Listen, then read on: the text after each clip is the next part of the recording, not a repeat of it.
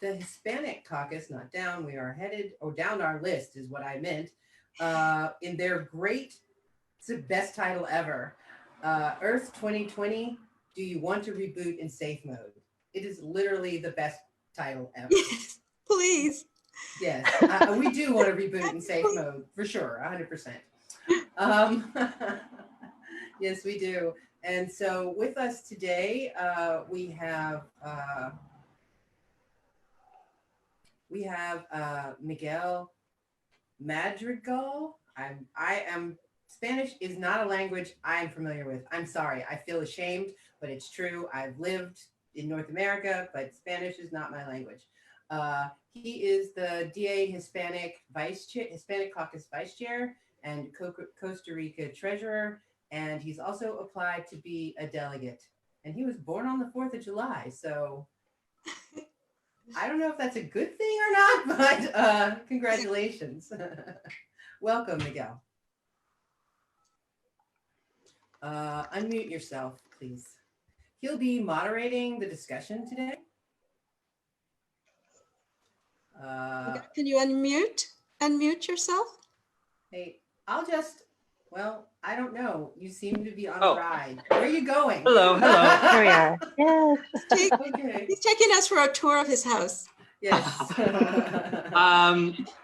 Let me see if America is online as well. Yes, she's online. I'm just about to introduce all of you.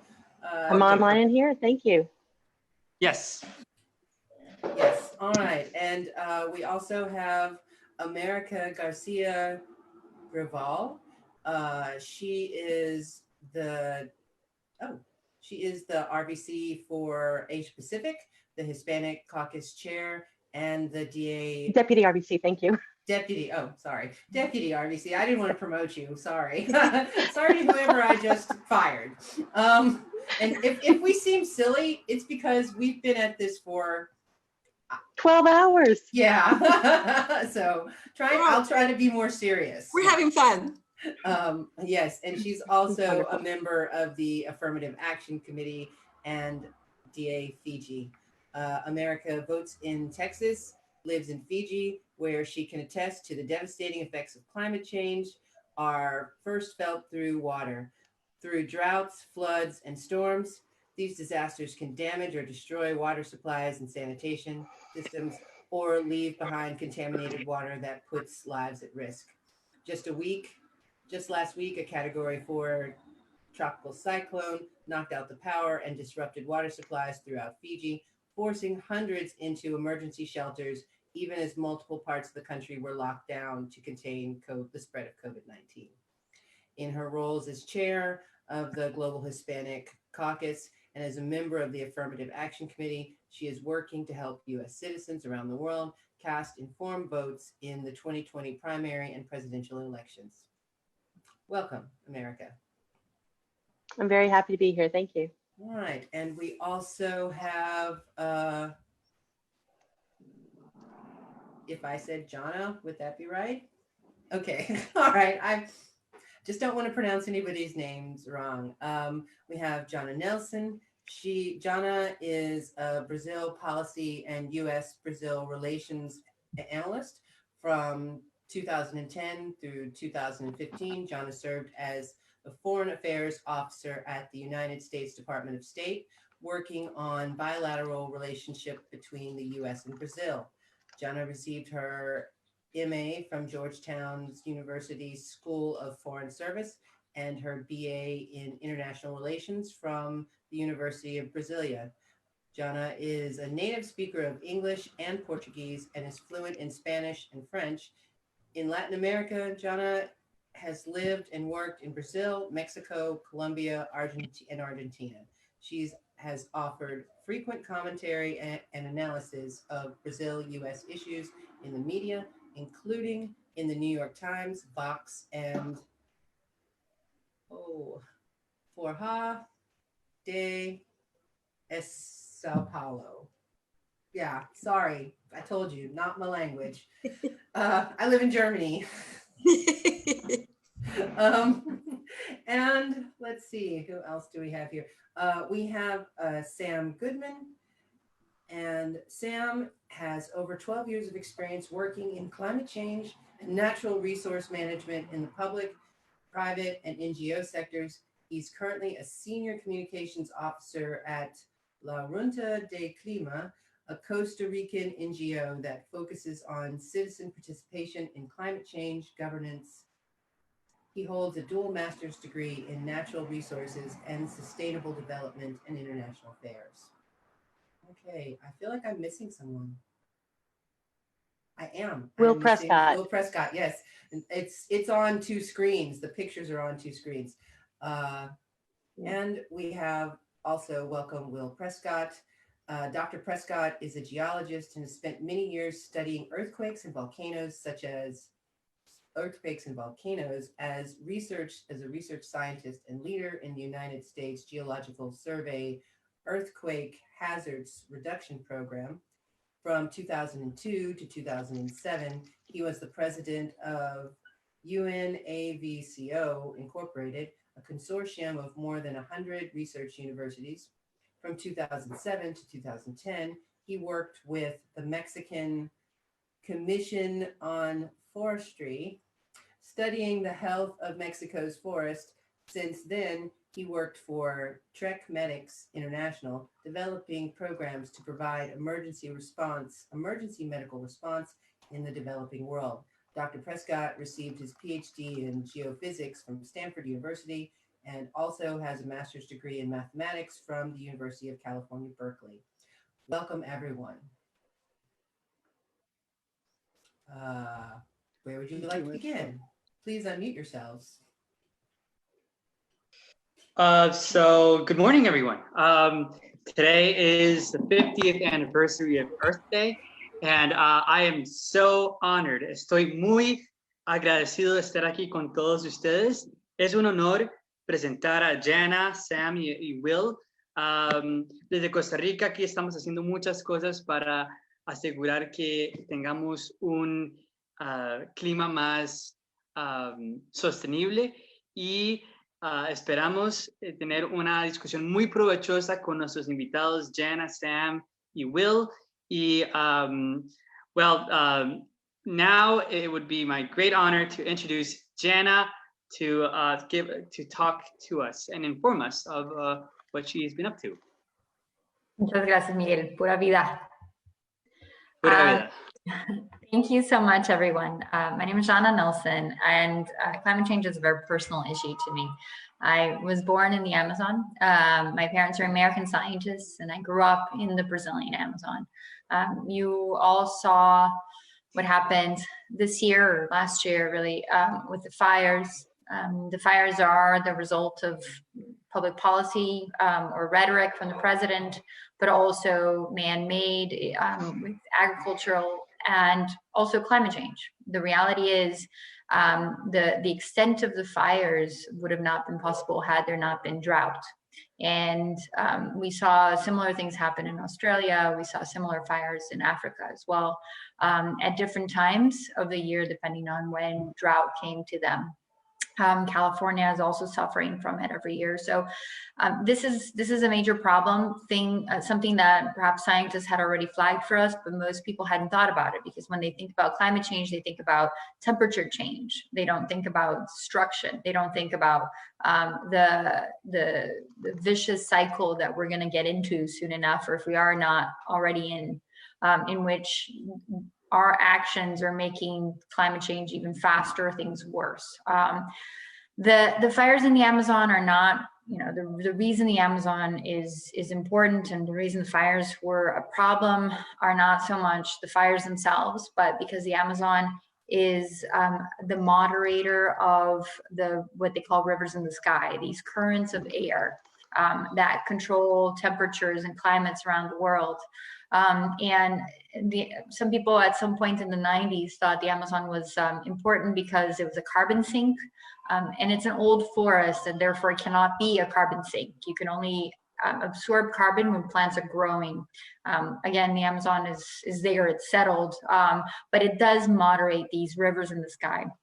And that creates the smaller the area in which the Amazon sits, the less ability it has to moderate these currents, and a more erratic current structure will lead to more peaks in climate differences, right? It may lead to more hurricanes in the Caribbean. It may lead to more drought in Argentina. So it's not just affecting locally, it has a global effect. So that's something to watch out, to be concerned. As a flag, the scientists say that the point of no return for the Amazon is at 40% of destruction, right? And it's already been cut down 20% from its original size, about 100 with the beginning mark of 100 years ago. So we're well on our way to the point of no return. The challenge there as well is that you can't reforest. It's not possible to reforest. So once lost, it's lost. Sorry. My other point here is climate change looks different in different cities and in different places. I was a recent resident of Mexico City, and Mexico City suffers from climate change in a very different way. They suffer from water management issues and lack of water. And many people in the US will know what we're talking about, especially in California. It's both an urban management system, but it's also the disappearance of water sources. And that is for a number of reasons, including climate change. So a city of 20 million people like Mexico City has water access problems, even in the noblest neighborhoods. The more humble neighborhoods have to pool resources to bring water trucks in every week, and people go with their buckets. Imagine that, right? As a capital of a country, having large swaths of the city, having people accessing potable water through buckets. That's not something one would expect or think of in Latin America. So those are my 2 points of references. That's how climate change affects me. That's why I care about the earth. I care about improving and mitigating, really, because climate change is here to stay. So mitigating the damage that climate change is doing to us. And I'll pass the floor to my next panelist.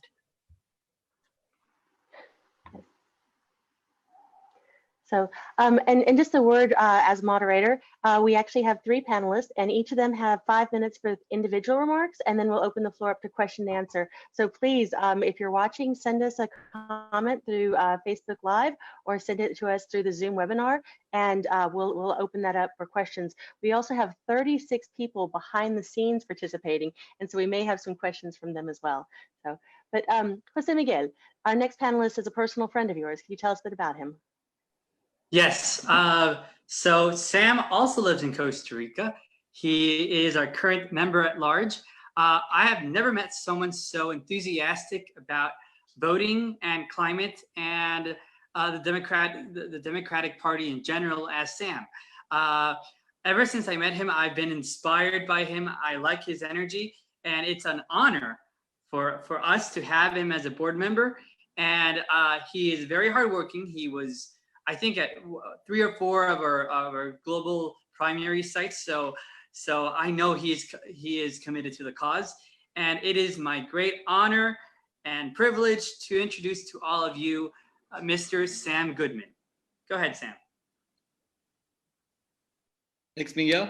All right, let me just share my screen for presentation.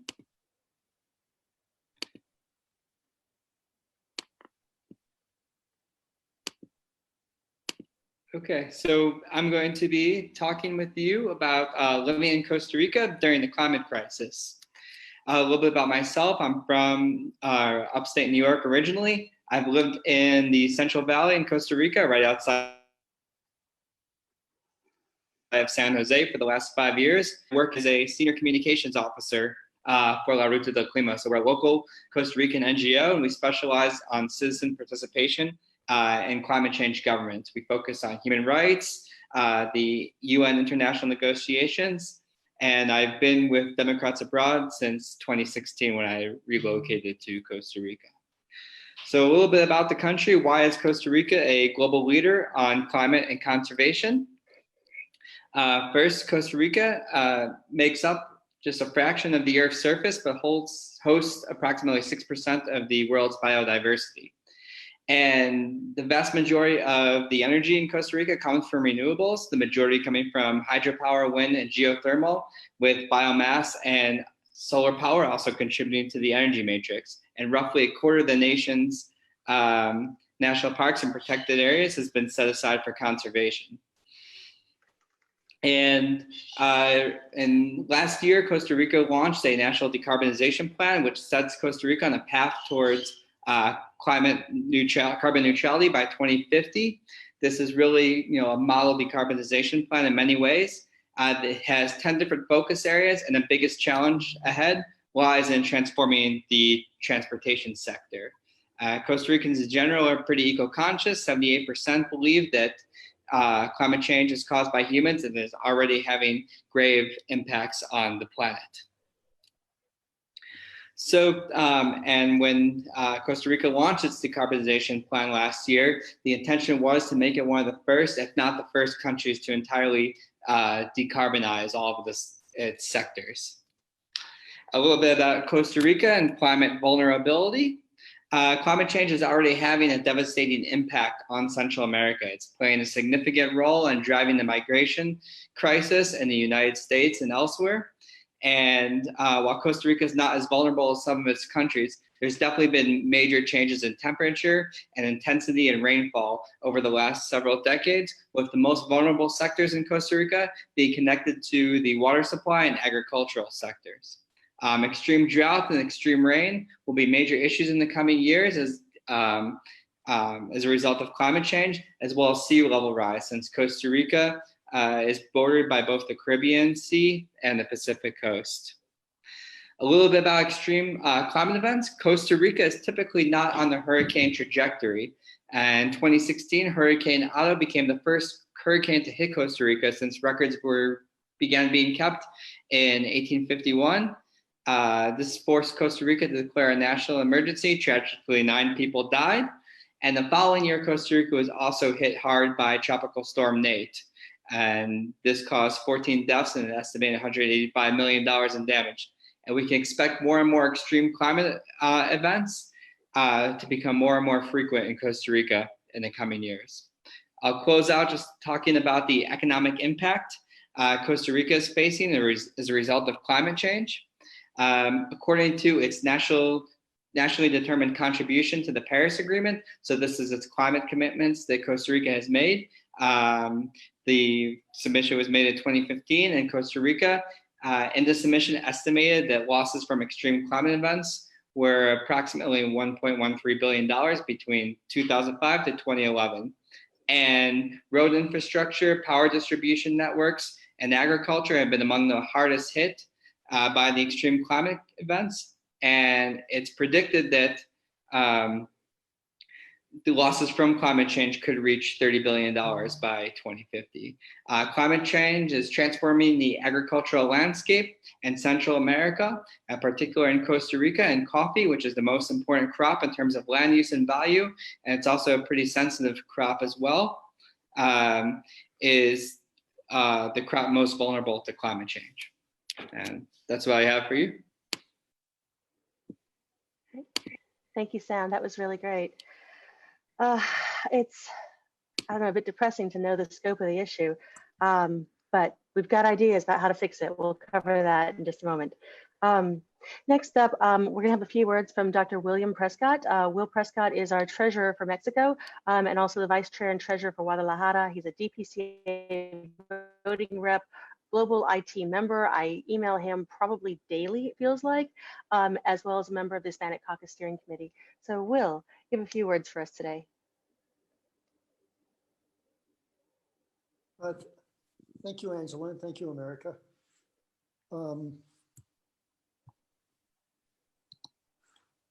I'd like to make a few comments.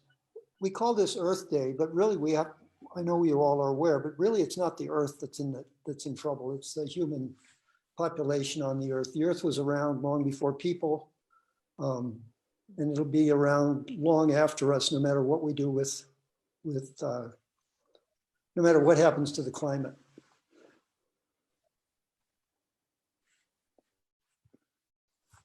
But the issue obviously for us is what the environment is like on the Earth. By training, I'm a geophysicist. I know quite a bit about earthquakes and volcanoes. I'm not a climate scientist, but earthquakes and volcanoes are a hazard, like climate change is a hazard, and it shares with climate change, or they share with climate change, the property that over the short term, it's hard to see that they're a problem. Earthquakes only happen once every 20, 30, 100, 200, 1,000 years. So it's not something that people want to put energy into getting ready for. And climate change is the same way, from day to day, from month to month, even from year to year. It's hard to see the changes. There are large variations every year. And, you know, telling the difference between climate and weather is something many people are not even really aware of. That the fluctuations, the annual fluctuations in the weather make it very hard to see the trend in the long-term trend in climate as opposed to weather, and that causes a problem. There's a parable about frogs and hot water, that if you put throw a frog into a pot of boiling hot water, he'll jump out and be fine. If you put him in a pot of cold water and gradually increase the temperature, he'll stay there and boil to death. It actually turns out it's not really true. Frogs don't like hot water and they'll jump out if they can, but they also will jump out when the water gets too warm, even if you heat it gradually. But it's a commonly used parable for how people respond to change. One example that I like to think about is train travel. 100 years ago, most people traveled by train. Trains were, depending on what class you were in, of course, but in any class, they were spacious. You had a seat, you could get up and walk around. There was a food car, a bar car. Gradually, our transportation changed until now we fly in airplanes, where we wait in lines, probably three different lines before we even get on the airplane. You're crammed into a space that's totally uncomfortable. They don't feed you anything. There's no place to buy anything. And we accept it. That's what we think is normal in traveling now. If the people who ran trains 100 years ago had suddenly said, we can make a lot more money, we'll just put all the seats closer together and cram all the people together, people would have rebelled, but we do it gradually and people accept it. So the gradual change that climate presents is one of the things that makes it very difficult for us to address. I don't have a lot of time, and I'd just like to make 2 points about climate change specifically. One is that it doesn't affect all of us equally. The wealthy people with resources are always going to find ways to avoid the consequences of climate change. Just like now, where they fly in first class in the front of the plane, they board first and they get 3 times the space of the rest of us back in coach. And that's going to be true as the climate gets worse too. They will find people with wealth, people with resources, people in wealthy countries, developed countries, will find ways to ameliorate the problems created by climate change. It's people in the developing world, people in poor countries, those are the people that are really going to suffer as the climate changes.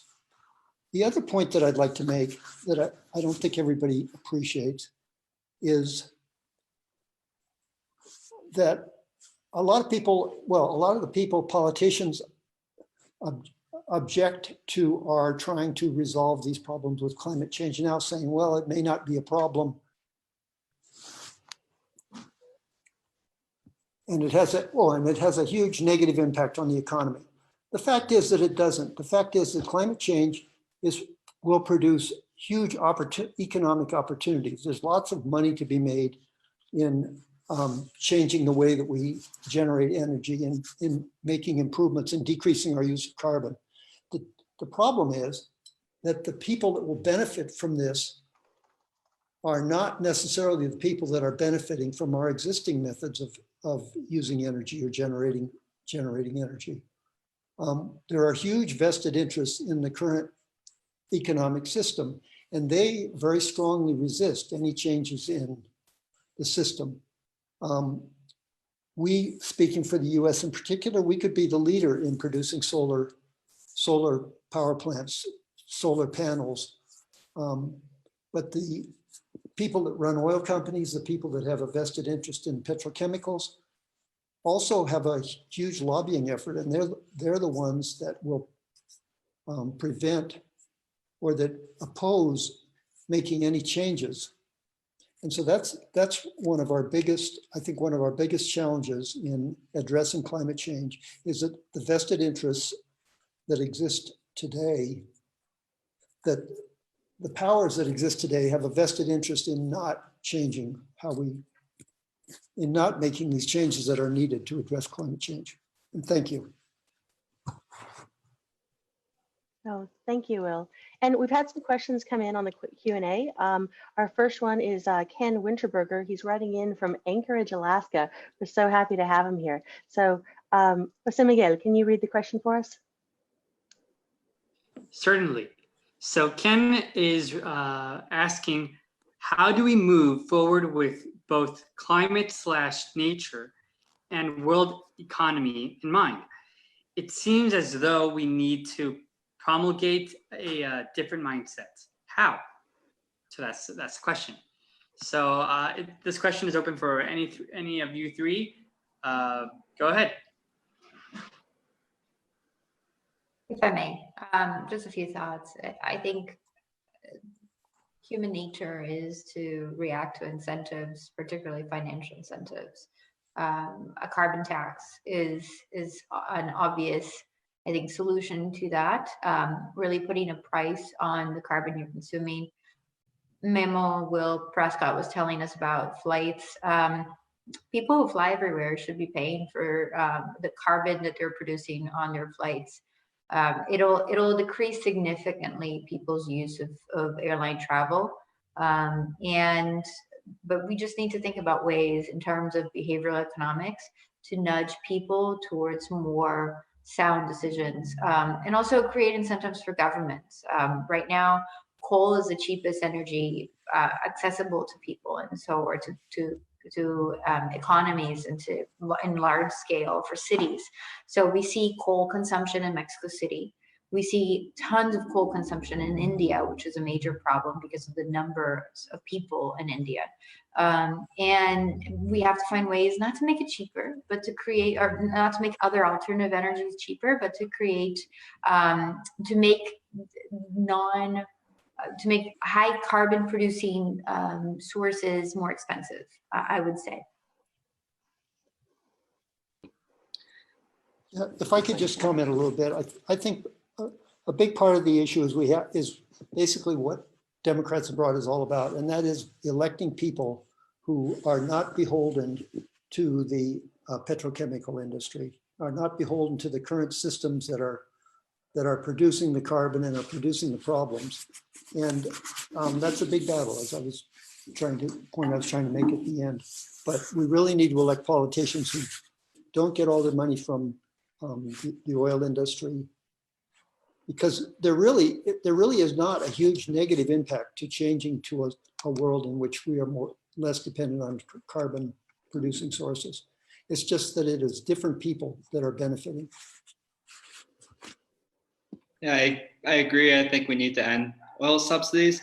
I think what's going on right now with the stimulus packages around the world, they need to address these issues. We see the oil and gas industry in big trouble, particularly the oil industry, as a result of the fall from the virus. So when we rebuild our economies through this current crisis, we can do it in a way that addresses these issues. Yeah. Okay, we have another question. This one is coming from Facebook Live. The question is from Ariel Dekovic. His question is, or her question is, I don't know. Are you optimistic that the pandemic recovery will include climate and nature strategies, or will it be too fast and reactionary? So one thing I think we're all realizing is that what we've been saying for years, that we can't change our ways, our way of life because of climate change, is actually not true, right? We're seeing these beautiful skies in cities that have always been full of smog. I'm seeing tons of wildlife now in my garden where I never did before. So I think we're gonna have a conversation, come to Jesus moment as a society about the fact that yes, we can diminish our impact on the environment, and perhaps I think this would be a brilliant idea. Just like people do a bike to work day, maybe we should do a work from home day, and maybe that one day will create a habit. It'll transform the actual fact that we're all working from home, will transform even the minds of the most conservative bosses, right? They'll allow people to be able to do things remotely. Now, if you're looking at stimulus packages and economic response, I think that may be secondary to government's economic response. I think it's more of a way of life.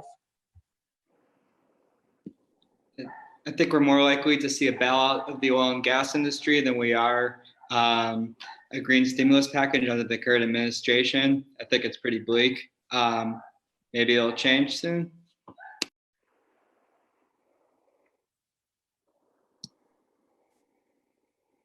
Yeah, I agree with that. I think the current epidemic is going to have very negative consequences in a lot of ways.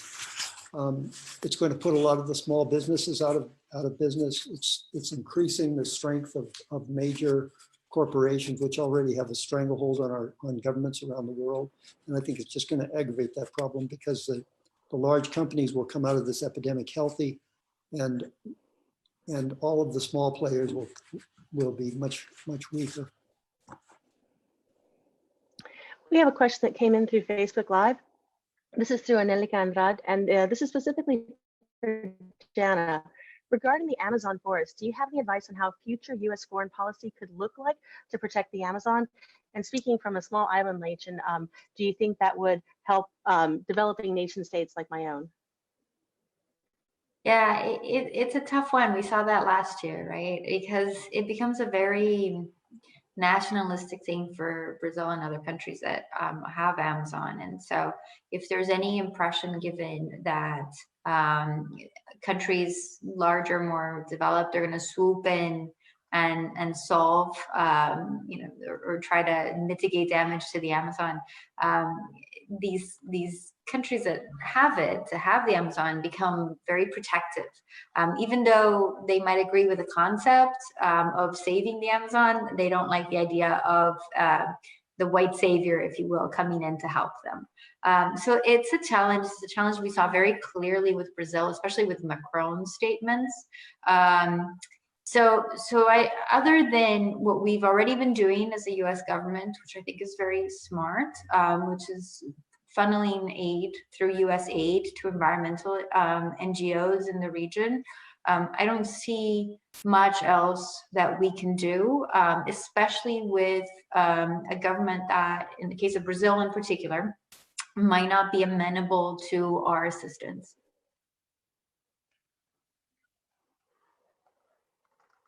Okay, so Will, Sam, you both live in South and Central America. Do you have any thoughts you might want to add on what you think U.S. foreign policy could look like to protect the environment in your regions?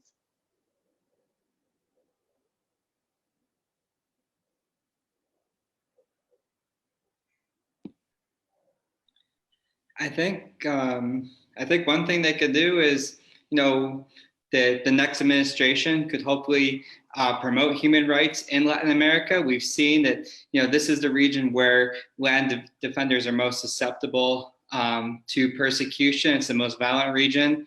Brazil and Costa Rica, Colombia, other countries, there's been several assassinations. So I think having an agenda that promotes human rights, that promotes, that works with administrations that do want to protect the human rights of people here would be really important in the for the Latin American agenda of the next president.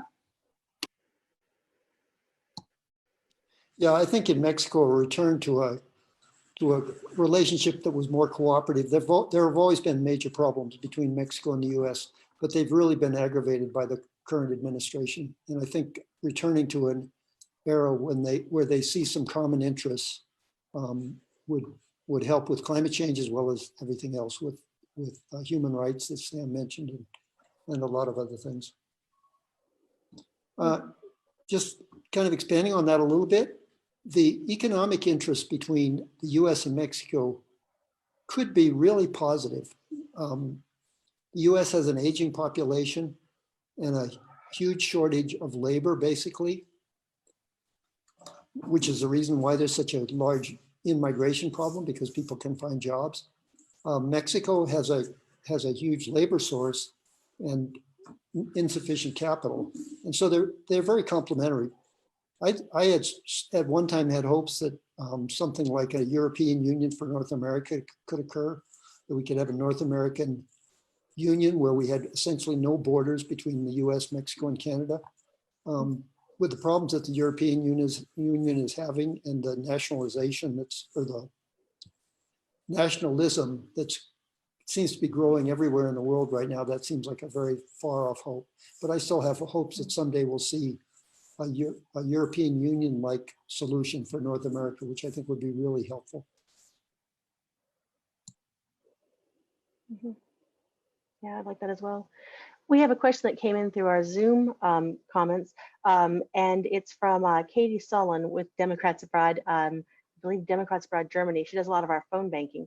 So she mentions the book Cross Country by Robert Sullivan. It's a travel book covering many family journeys from Oregon to New York over the years. And there's a chapter talked about the intentional cooperation in 1950s among oil, car industry, and highway builders to tamp down development of cross-USA rail and public transportation within US cities. And I'll also speak to this moving here from New York City. There was deliberate emphasis on making roads car friendly and getting pedestrians off the road through this coalition here.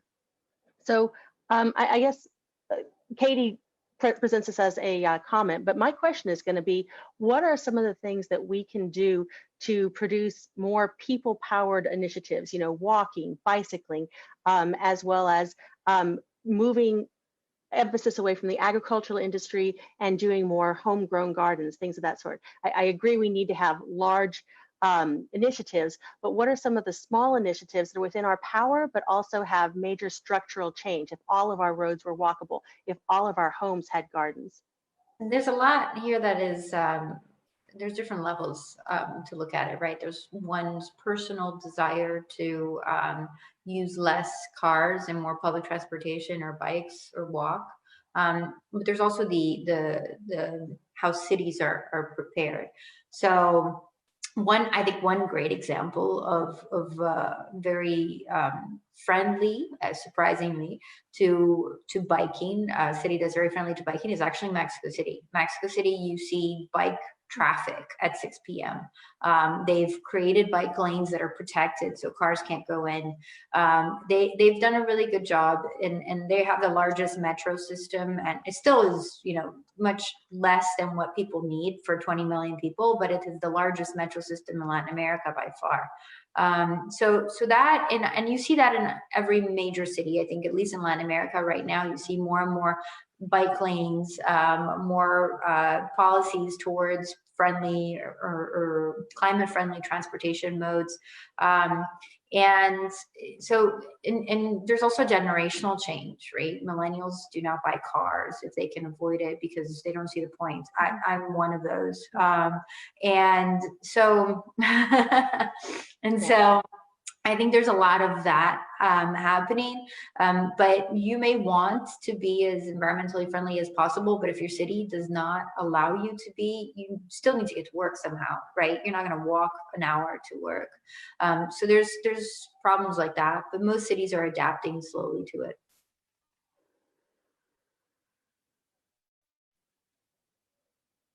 Anyone else would like to answer that question? Sam, Will? Sure. I mean, I think when you look at Costa Rica's decarbonization plan, I mean, it's on a national level, but, it's a relatively small country of 4.5 million people. And just looking at how they are trying to, right now, the public transportation system here is pretty terrible in terms of being able to bike. It's pretty dangerous. And so really trying to put that into a national plan or put into a local plan where, you try to invert the hierarchy of transportation, where you put, pedestrians first, you put bicycles first, and then you try to electrify the rail system, have the electrified rail system run on a clean energy grid. I mean, these can be done. It can be done at a local level to a certain extent. I mean, eventually it's going to require some national mobilization, but these are changes that can be done at the local level. But really trying to invert that pyramid to put pedestrians and cyclists first and to put cars at the bottom is really what we need to do to have a more livable urban environment. The big change that cities need, and I think cities are beginning to recognize that, is that they should just ban cars. Cars do not belong in cities. Cars are essential in rural areas. They're essential in small towns where there isn't enough people to support public transit. But in big cities, and it's not just the cars that are on the road that are driving, that are moving. Something like 93% of all the time that 93% of the average car's daily time is spent parked somewhere. And so if you look in the cities, they're just clogged with cars that are parked. You wouldn't even have to ban cars from the cities. You just have to ban parking in the cities, because if people couldn't park, they wouldn't drive into the city. And if the parking lanes, where there are essentially two lanes on practically every road that are completely occupied by cars that are not going anywhere. There are more and more now, we're seeing cities banning cars from the urban centers, and I think that really has to be amplified. Cars do not belong in the urban part, in the central part of cities at all. Okay, so one of the questions we have is from my dear friend and the other member at large from Democrats Abroad Costa Rica, Barbara. Hi, Barbara. I'm glad you're on the call. So her question is, in your opinion, how will the coronavirus affect the 2020 election? And how can it best be linked to environmental issues? How do we make it understood simply?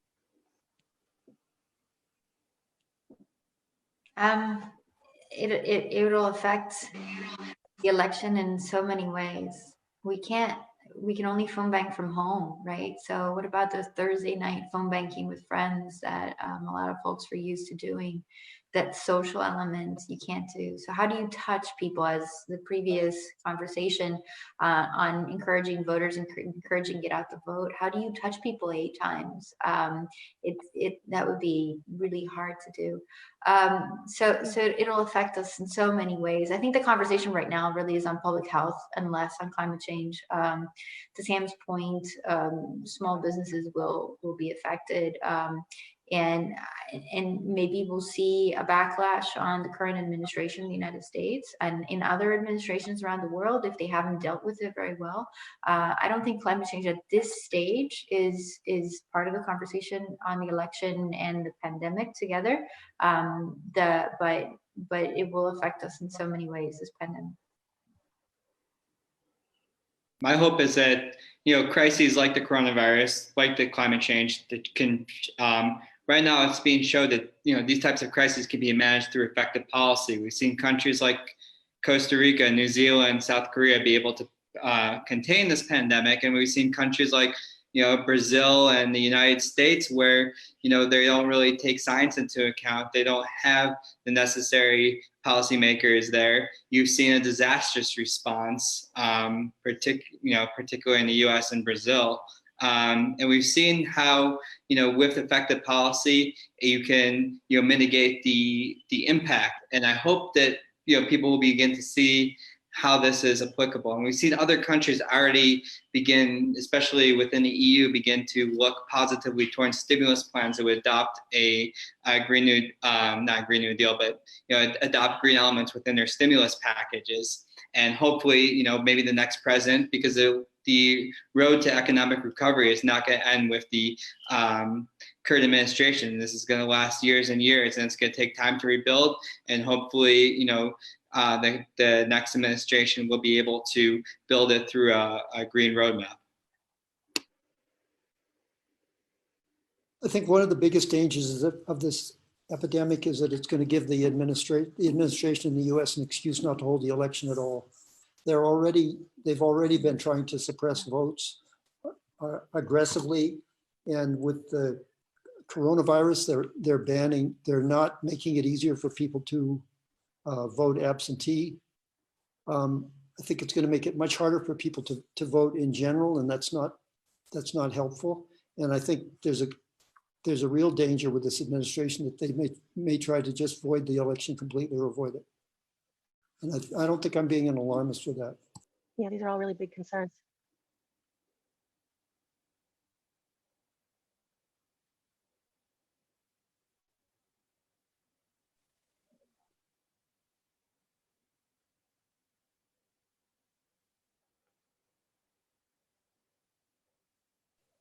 I don't know if my audio cut out or if everyone stopped talking, but it suddenly got very quiet for me.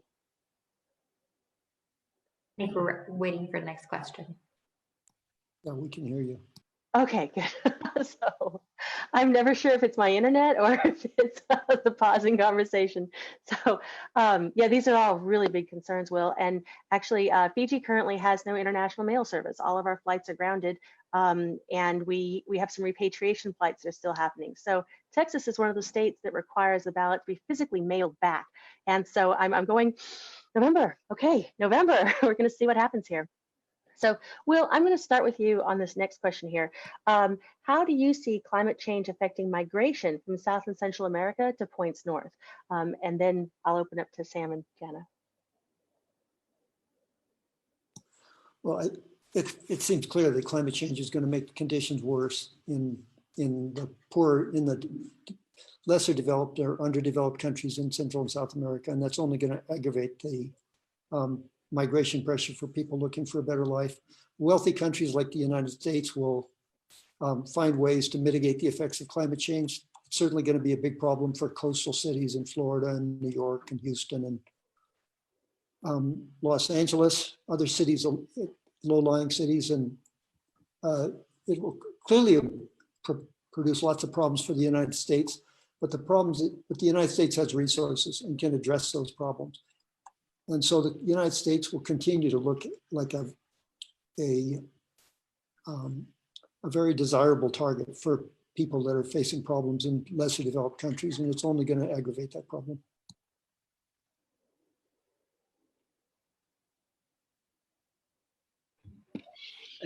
I think we're already starting to see some, I think it's already been shown that a lot of the migrants coming from Honduras, El Salvador, and Guatemala, in many ways, these are already some of the earlier climate refugees. We've seen people come across the crop productivity is being affected. Certain areas of Honduras in particular have been identified as climate hotspots.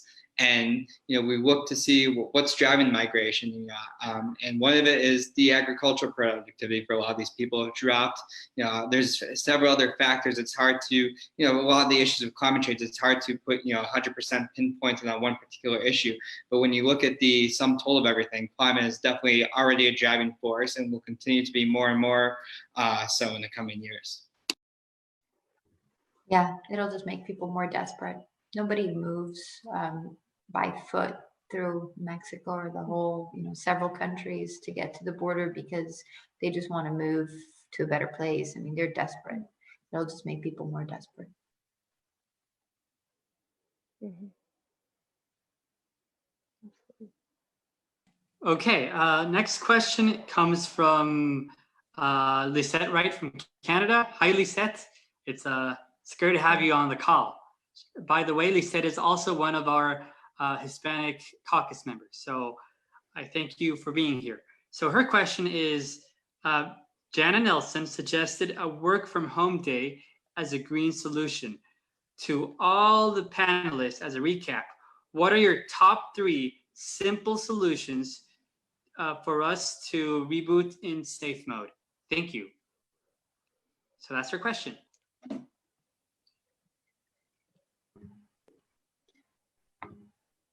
I think using more public transportation and biking whenever possible. You can only control your own actions, right?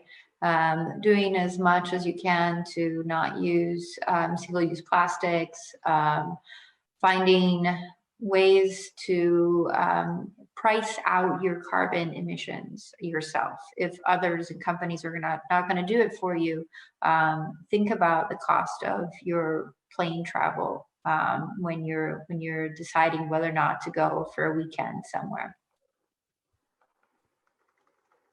Yeah.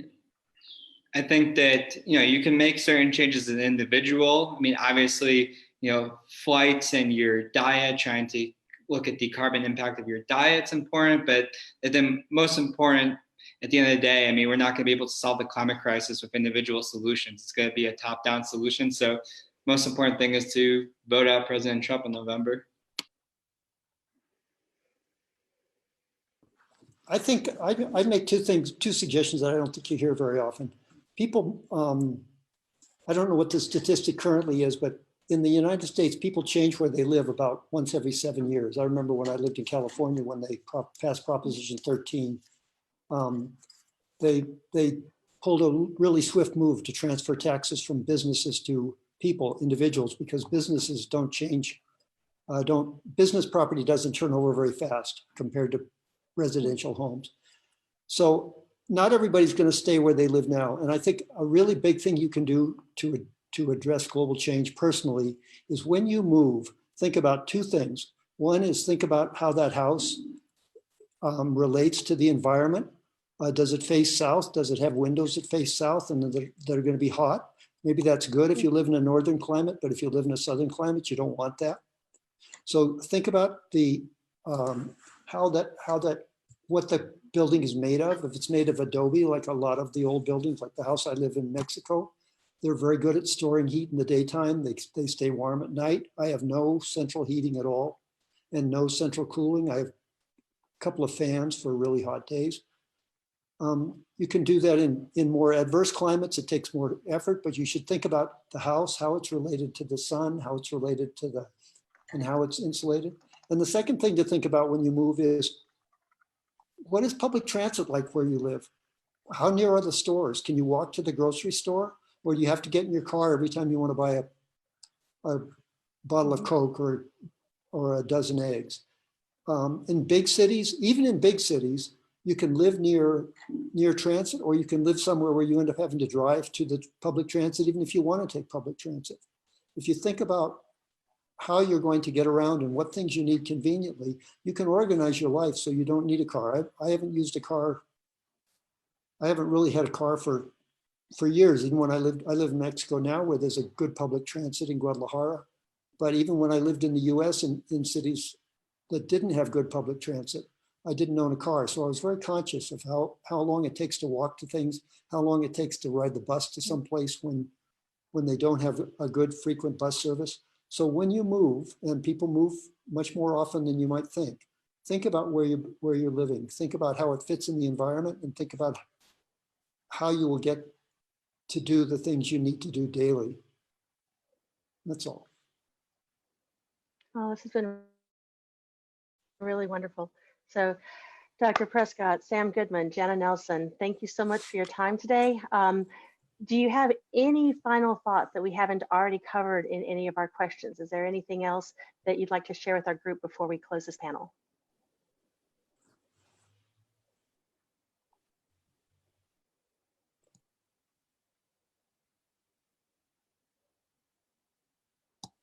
I'd just like to reiterate that I think the real big problem in addressing climate change is addressing the power structure that benefits from the current system. And, GOTV, all the efforts that Democrats abroad makes to try to affect change through the ballot box is really the most important thing we can do to address climate change. We have to get rid of people who are benefiting from the current system and put in people who are willing to look ahead and not deny the science because it's against their best interests. Upton Sinclair once said, "It is difficult to get a man to understand something when his salary depends upon his not understanding it." And that's the situation that many politicians are in today. Yeah. So I have a final thought.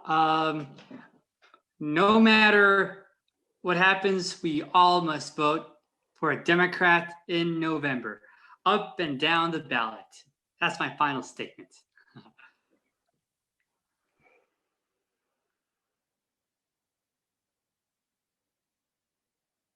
Okay. Thanks to all of you. That was very interesting. America, do you have one more comment? No, we're just so very thankful to have had this time here with everybody. And we're so happy that we had participants from Fiji watching through Facebook Live.